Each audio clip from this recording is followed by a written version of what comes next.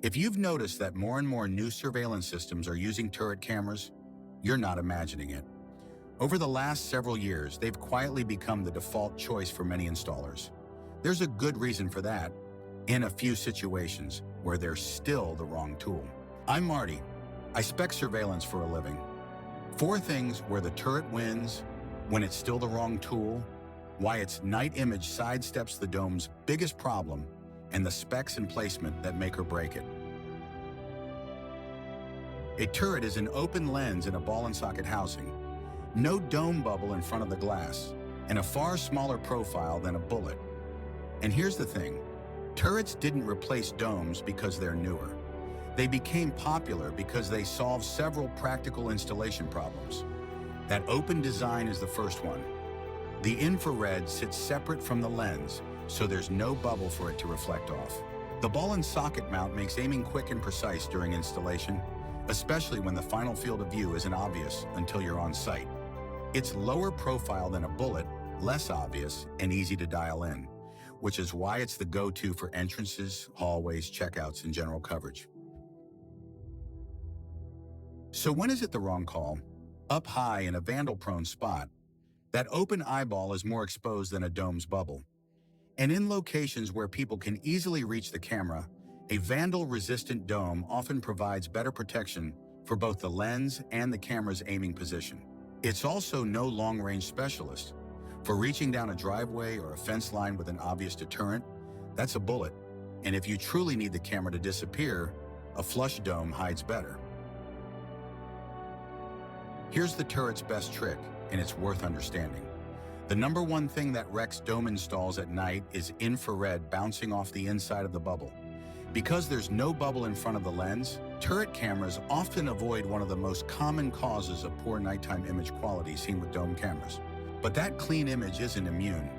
The lens is out in the open, so anything on the glass scatters that infrared straight back into the shot. Pollen, dust, road salt, rain spotting, sprinkler overspray.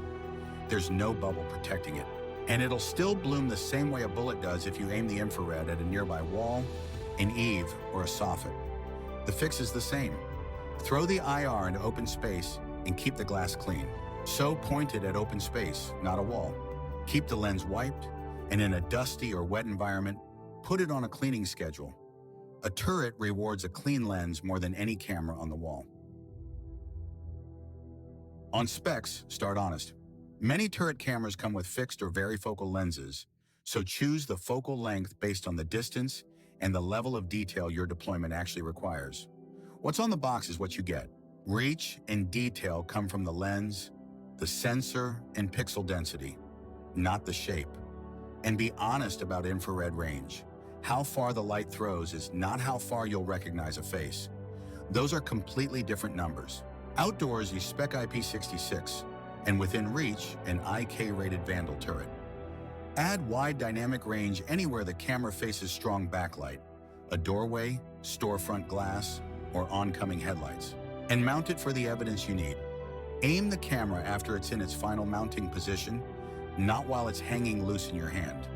A few degrees of rotation can completely change whether you capture a face or the top of a head. Set it and lock it down. When you're not sure, fall back on the 5 questions that outlast every spec sheet. What outcome do you need? What are the lighting conditions? How far away is the target? What level of detail do you need? And what environment are you protecting?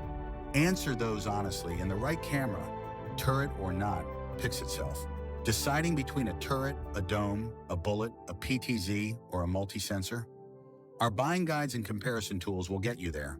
Or send us your layout and we'll look at it with you. Links are below, because the turret became the industry's default for good reasons. But the best camera is never the one that's most popular.